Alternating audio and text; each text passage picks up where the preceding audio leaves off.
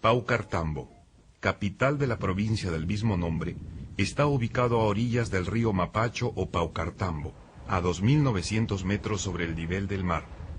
Desde tiempos prehispánicos, este lugar ha sido un punto estratégico en el tránsito comercial entre el Cusco y el valle selvático de Cosmipata.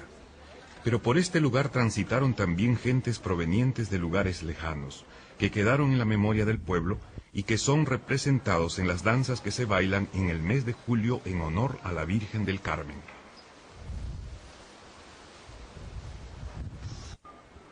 El puente Carlos III fue construido en el siglo XVIII por orden de la corona española, para reemplazar el antiguo puente de mimbre, ya demasiado frágil para el creciente comercio de coca.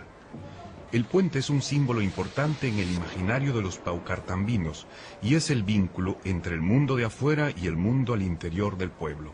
Al pueblo llegó también la Virgen del Carmen, Virgen de los Mestizos, a imponerse con su fiesta y sus danzantes sobre la Virgen del Rosario, patrona del pueblo y de los campesinos.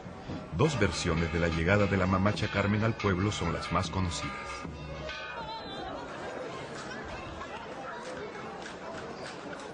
Los Chuncho, temidos guerreros, habitantes de la selva, hirieron el cuerpo de la Virgen durante un enfrentamiento con los hacendados de la región. El cuerpo fue encontrado en el río Amarumayu, que desde entonces se llama Río Madre de Dios, y llevado a Paucartambo.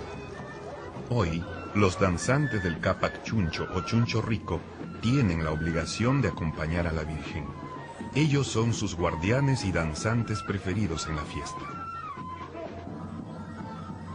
La segunda versión cuenta que los Coya, comerciantes de la región altiplánica del Collao, trajeron en uno de sus viajes a Paucartambo una cabeza de yeso que se encontró dentro de una olla de barro.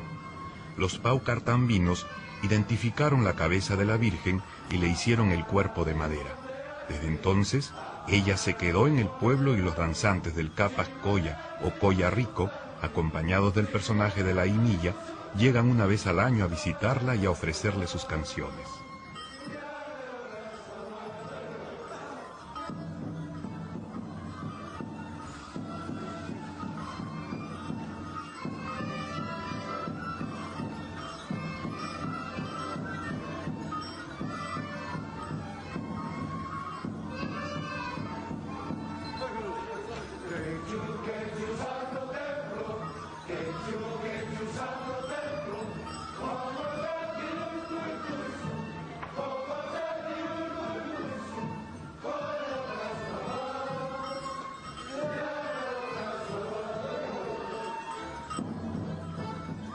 Ambos relatos, aparentemente contradictorios, reflejan un antiguo conflicto étnico entre los Chuncho y los Coya, entre el Antisuyo y el Coya Suyo, conflicto que será representado en la guerrilla al final de la fiesta.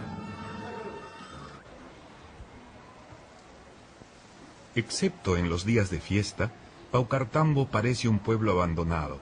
La falta de oportunidades de trabajo y un bajo nivel de movilidad social han limitado sus posibilidades de desarrollo, acelerando el proceso de migración y perpetuando una estructura social basada en criterios de diferenciación étnica entre los mestizos, que se consideran gente del pueblo, y los campesinos indígenas del área rural. Diferenciación que, como se mencionó anteriormente, se manifiesta en el culto a dos divinidades distintas, la Mamacha Carmen y la Virgen del Rosario, respectivamente. Con la reforma agraria de 1969, las antiguas familias de hacendados de la región terminaron de migrar a las ciudades, aunque continúan controlando parte de la vida política y administrativa del pueblo y de la provincia. A pesar de la migración, el culto a la Virgen del Carmen sigue convocando a los paucartambinos que vuelven cada año a danzar en la fiesta para reafirmar su identidad mestiza en la fe por la Mamacha Carmen. Hoy se diferencian las danzas bailadas por los paucartambinos residentes de aquellas bailadas por los paucartambinos que viven fuera. Esta diferenciación hace alusión a conflictos reales que entre otros se expresan en la fiesta. Los preparativos van anunciando la fiesta cada vez con más intensidad. Las fachadas de las casas y de la iglesia son retocadas. Los comerciantes que llegan a la feria empiezan a armar sus puestos. Se preparan los trajes y se terminan o retocan las máscaras.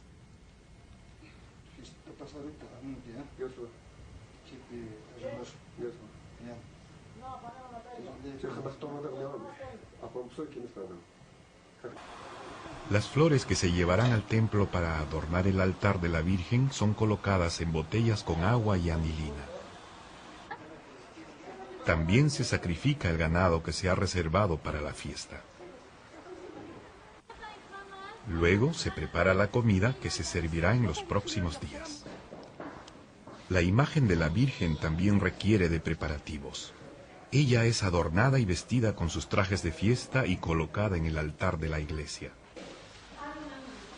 La envergadura de los preparativos y la cantidad de dinero que se gastará en la fiesta comparado con lo que se ofrece a la Virgen del Rosario, celebrada pobremente por los campesinos que bajan al pueblo en el mes de octubre, expresa el predominio de un culto sobre el otro.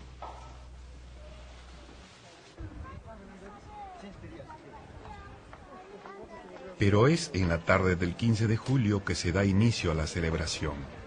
Ese es el momento en el que se abren el tiempo y espacio festivos. Los danzantes abandonan discretamente el pueblo para encontrarse con los demás integrantes de su comparsa e inician su transformación, evocando a los distintos personajes de su historia que llegan de mundos lejanos a rendir homenaje a la mamacha Carmen.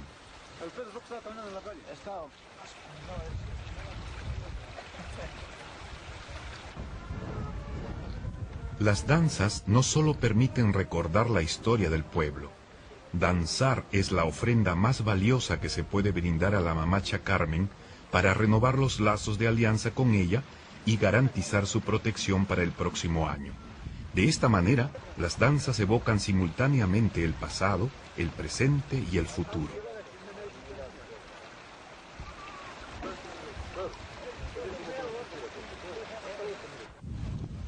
Asumir la identidad de personajes foráneos y hacerlos bailar para la mamacha Carmen es una forma de manipularlos y someterlos simbólicamente a la voluntad de la Virgen, y así a la identidad mestiza que ella representa. Cada uno de los danzantes no solo va a transformarse en un personaje, sino que va a renunciar a su identidad individual para adoptar una identidad colectiva implícita en el hecho de llevar un mismo disfraz, usar una máscara, realizar una coreografía y someterse a la disciplina del grupo.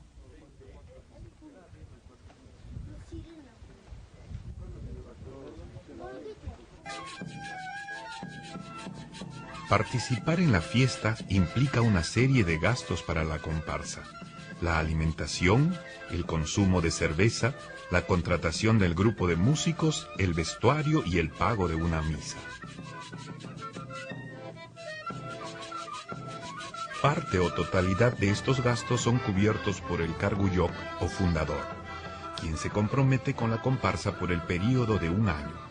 Los Carguyok, acompañados de los músicos, también salen del pueblo al encuentro de su comparsa para dar inicio a sus obligaciones rituales, invitando cerveza a los danzantes. Luego empieza la ceremonia llamada la entrada. Los danzantes, esta vez asumiendo la identidad de los personajes y la identidad colectiva del grupo, llegarán al templo para saludar a la mamacha Carmen. Cada comparsa aparecerá acompañada de su propio conjunto musical y del Carguyok, quien lleva la demanda, una pequeña imagen de la Virgen que conservará en su casa durante el año que cumpla el cargo.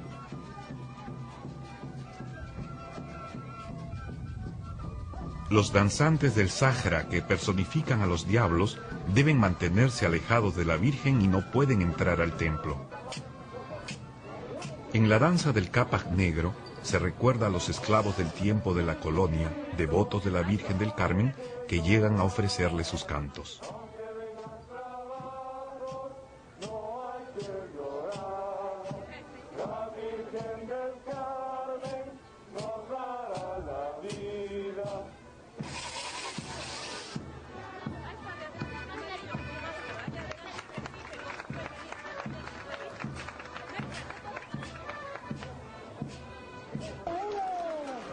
Los personajes de la danza del majeño representan a los comerciantes que llegaban del Valle de Majes en Arequipa a vender licor.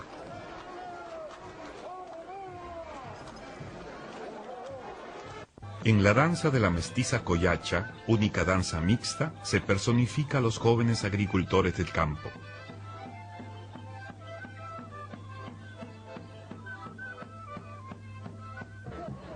El chukchu recuerda a los peones de las haciendas de los valles selváticos que regresaban enfermos de paludismo. Los personajes de la danza del cachampa son los jóvenes guerreros incas hábiles en el uso de la honda. La danza Huaca Huaca es una teatralización de la fiesta taurina española.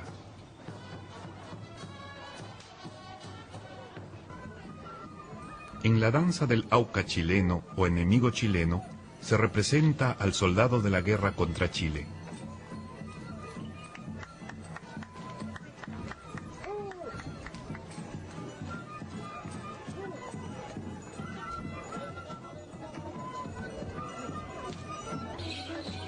Los danzantes de la contradanza, cuya coreografía hace alusión al trabajo agrícola, hacen una parodia del baile de salón ejecutado por la élite española de la colonia.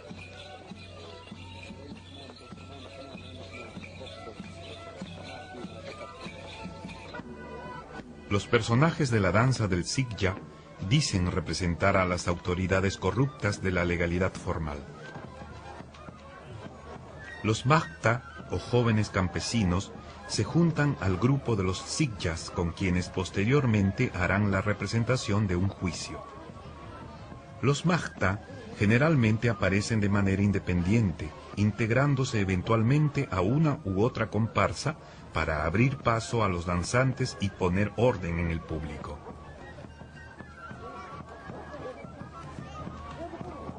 Cuando todos los grupos, incluidos los Capac Coya y los Capac Chunchu, han hecho su entrada, empieza el Cera Apaycuy, o traslado de ceras. Los Capac Chunchu escoltan al prioste, quien encabeza el corso del Cera Apaycuy. El prioste es la autoridad máxima en la fiesta y responsable de los gastos. El guión es su símbolo. Él lo llevará en los actos ceremoniales y se lo entregará al nuevo prioste al finalizar la fiesta. Una pequeña demanda, que su familia conservará durante un año, es llevada por la esposa.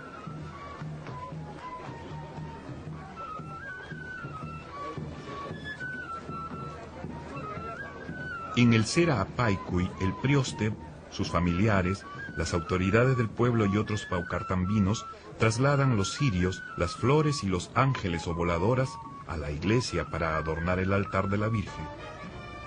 De esta manera, la ceremonia de la entrada, en la que se evoca el pasado del pueblo, concluye con el Cera Apaycuy, en el que se exhiben las personalidades actuales.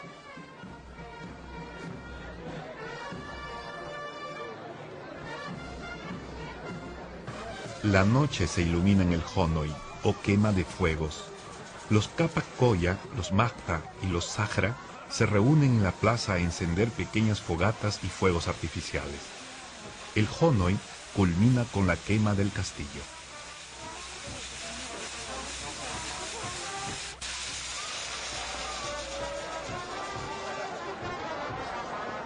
A medianoche, los danzantes desafían la transformación a la que se han sometido horas antes para danzar de civil y ofrecer su homenaje a la Virgen como las personas que son y no como los personajes.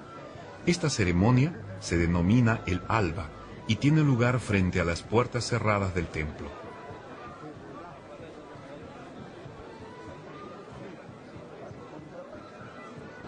Cuando empieza el segundo día de fiesta, los danzantes vuelven a asumir plenamente la identidad de sus personajes para interpretar sus coreografías frente al templo, ahora abierto, mientras se celebra la misa de fiesta.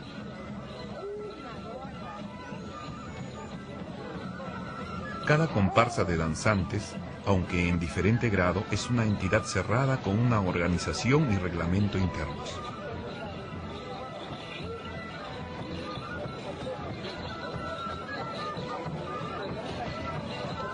La autoridad máxima es el caporal, que se distingue por algún elemento de su vestuario y por su ubicación y función durante la realización de la coreografía. Al caporal le siguen en la jerarquía dos capitanes, intermediarios entre la autoridad máxima y el grupo conformado por los soldados. En todas las comparsas, la elección de autoridades, el ingreso de un nuevo integrante, el reglamento y los cambios en el vestuario o coreografía son decididos en asamblea. Una vez tomada la decisión, los soldados la tienen que respetar. Una organización y disciplina de este tipo son consideradas necesarias para un buen funcionamiento de la comparsa y para elevar su capacidad competitiva. La competencia entre las distintas comparsas es parte de la lógica de su funcionamiento y de las relaciones entre ellas. Todas las comparsas participan en esta competencia, a partir de la cual se establecen jerarquías. De un lado, el estatus está dado por el prestigio social de los propios integrantes, y del otro, por su cercanía mítica y física a la Virgen. Que existan personas interesadas en asumir el cargo de una comparsa depende del prestigio y capacidad de convocatoria que ésta haya alcanzado. La imposibilidad de algunas comparsas para comprometer a un carguyoc o para sufragar sus gastos de manera independiente condicionan el carácter eventual de algunos grupos.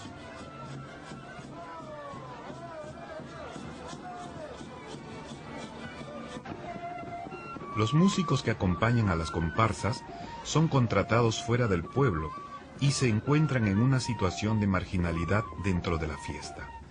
Ellos, a diferencia de los danzantes, participan en ella por un contrato en dinero y no exclusivamente por devoción a la Virgen. El conjunto de pito y tambor es el más tradicional, pero algunas comparsas lo han reemplazado por la banda, en su afán de mejorar la danza. La banda cuenta con un prestigio importante. Contratar una banda implica un gasto mayor que evidencia la capacidad de inversión del carguyoc y de los danzantes. Al prioste lo acompaña siempre una banda.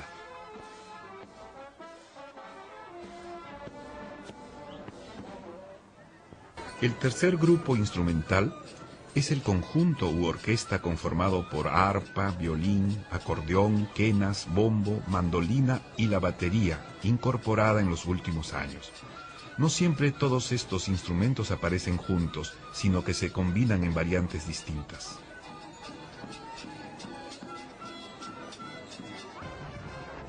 Después de la misa, los capas colla, siempre involucrados en los actos amenos de la fiesta, reparten los regalos del prioste para el pueblo: frutas de la región, atados de coca y artesanías en miniatura. En esta época del año, cuando finalizan las cosechas, esta ceremonia denominada bosque alude a un acto distributivo de la riqueza y de comunión entre el prioste y el pueblo. Esta intención prevalece en la ceremonia del 11 y en el almuerzo que ofrece luego el prioste en su casa.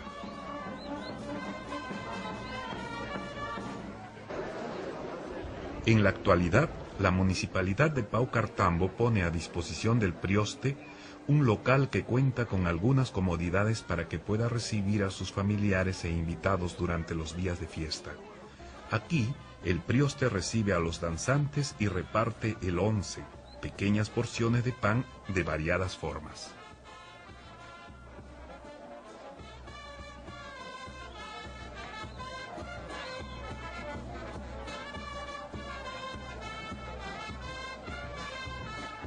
En la tarde se realiza la procesión de la Virgen, que contará con la presencia de los priostes, las autoridades del pueblo y las comparsas. Los capas colla y los capas negro son las dos únicas comparsas que tienen cantos para la Virgen. Es así que tienen el privilegio de estar más cerca de ella en las distintas ceremonias de la fiesta.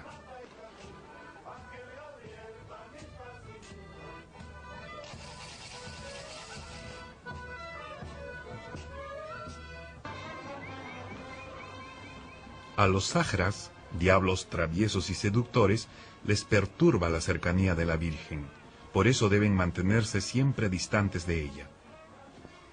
Sin embargo, los danzantes confiesan que solo actúan como sajra ya que las máscaras ocultan las lágrimas provocadas por la tristeza de ver pasar a la Virgen y no poder acercarse a ella.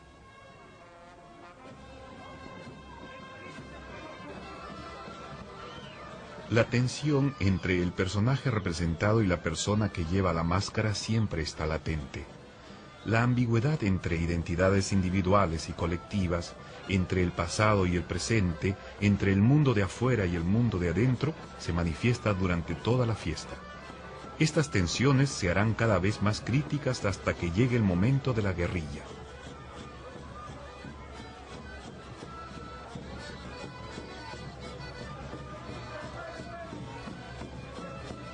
El sacrificio que implica para los Zahra no poder acercarse a la Virgen se ve recompensado por la protección que ella les brinda cuando realizan sus malabares en los techos y balcones. Según la tradición, cuando se construía el puente Carlos III, muchos trabajadores caían al río y morían. Entonces se llamó a los Zahra, quienes finalmente pudieron terminar la construcción.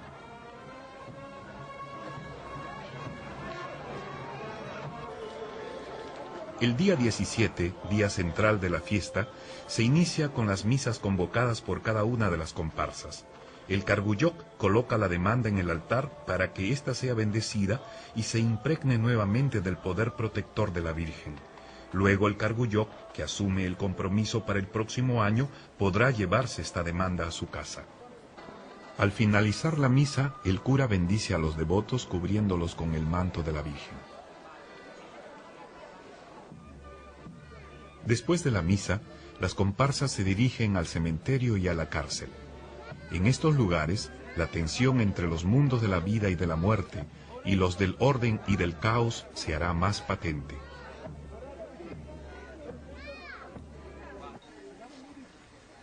En el cementerio, los danzantes visitan las tumbas de sus compañeros y familiares fallecidos.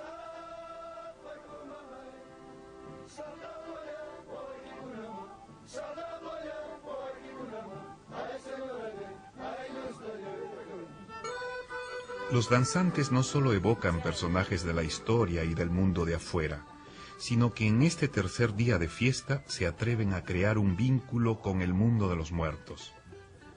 Para manejar el peligro que este acercamiento implica, los danzantes se valen de la ambigüedad que les otorga el hecho de jugar con la solemnidad y el humor.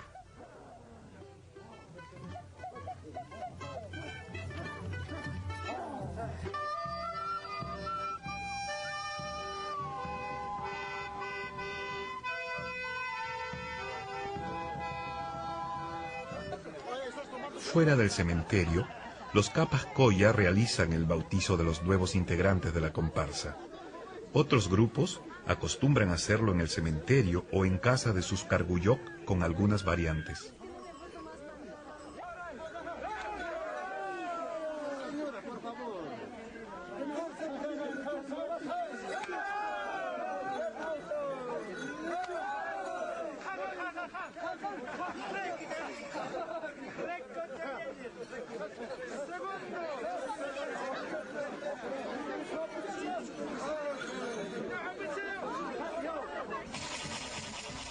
La visita a la cárcel se instituyó cuando ésta fue trasladada desde el local ubicado frente a la iglesia a otro que se encuentra en los límites del pueblo. Ahora que los presos ya no pueden ver la fiesta desde la cárcel, las comparsas van a visitarlos y cada una de ellas baila allí su coreografía.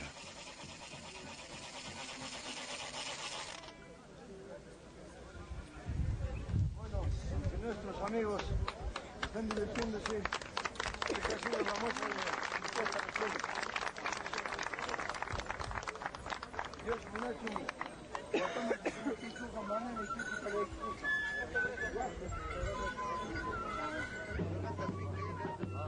Mientras las distintas comparsas presentan sus coreografías ordenadas, en las que predomina la estructura de dos filas paralelas y círculos, los Capas Colla rompen el esquema con sus juegos y el Yaguarmayu, o río de sangre, un enfrentamiento en parejas que es mediado por la Inilla, quien vuelve a poner orden entre los danzantes. A medida que los distintos grupos se han ido presentando, se acerca el fin de la fiesta. y el ambiente se va poniendo tenso. La entrada y la presencia de los personajes de las danzas han alterado la vida y el orden del pueblo. Se han abierto las fronteras hacia espacios peligrosos, el cementerio y la cárcel. Por último, hay que encontrar a las personas dispuestas a recibir los cargos del próximo año. Los sikchas y los mahta empiezan a representar el juicio. Esta parodia a la justicia oficial se ubica temporalmente antes de la guerrilla que se realizará entre los chuncho y los coya en la tarde de ese día.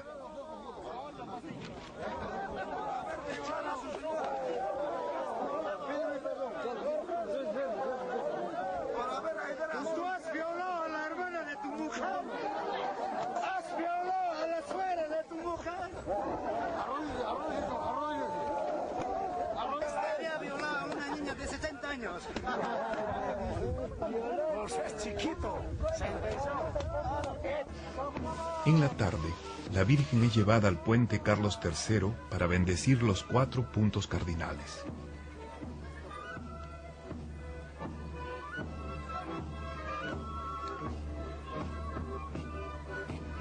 La fiesta ha llegado a su momento más crítico. El puente está en un lugar fronterizo entre el pueblo y el mundo exterior. Por lo tanto, la presencia de la Virgen en este lugar constituye un peligro. Ella es extranjera y tanto su permanencia en el pueblo como su protección tienen que ser renovadas periódicamente. Todo anuncia que debe empezar la guerrilla. La guerrilla empieza con la corrida de toros. El toro de la comparsa de los Waka Waka se ha escapado y ha puesto en peligro a todo el pueblo. Se ha desatado el caos total. Los Capas Coya presienten que tendrán un enfrentamiento con los Capas Chuncho y consultan con sus hojas de coca el desenlace de la guerrilla. Ellos han llegado desde las punas de la región del Collasuyo para comerciar con los chunchos habitantes de los valles del Antisuyo, región a la que pertenece Paucartambo.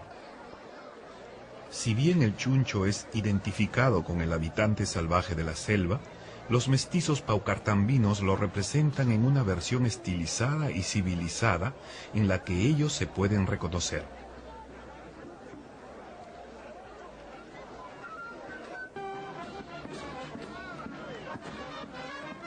El Capas Chuncho no solo es un guerrero alto y valiente, sino también el guardián de la Virgen y su danzante preferido. La tradición cuenta que la ausencia del chuncho en la fiesta empalidece el rostro de la Virgen augurando un mal año.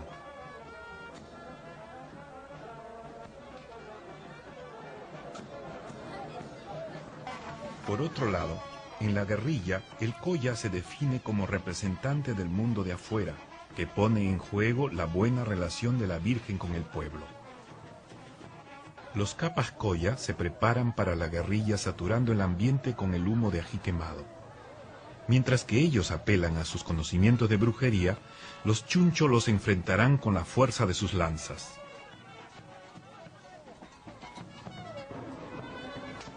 La situación de peligro y desorden que reina desde el inicio de la guerrilla se agudiza con la llegada de los chukchu o palúdicos.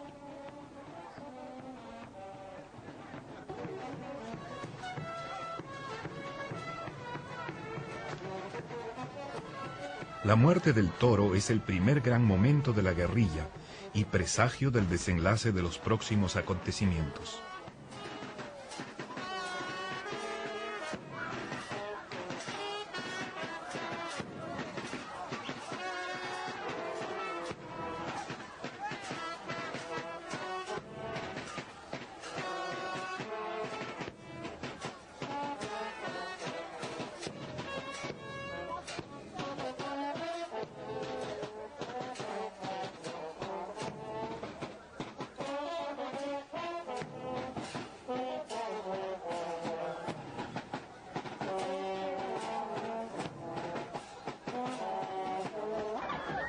La lucha se desata cuando el rey de los chuncho intenta raptar a la Emilla, mujer de los Coya.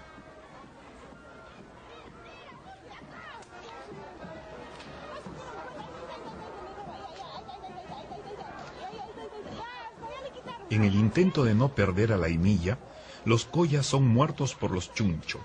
2 cañas cruzadas en el huacoyo de los Coya es señal de su muerte. Entonces los Zahra intervienen con su Nina Carro o carro de fuego para llevarse a los Coya muertos al infierno. La Imilla lleva una máscara sin rostro que la coloca en una situación de ambigüedad. Su vestimenta es la de una mujer Coya, pero su máscara no lo confirma y la hace susceptible de asumir otra identidad, la de los Chuncho, por ejemplo.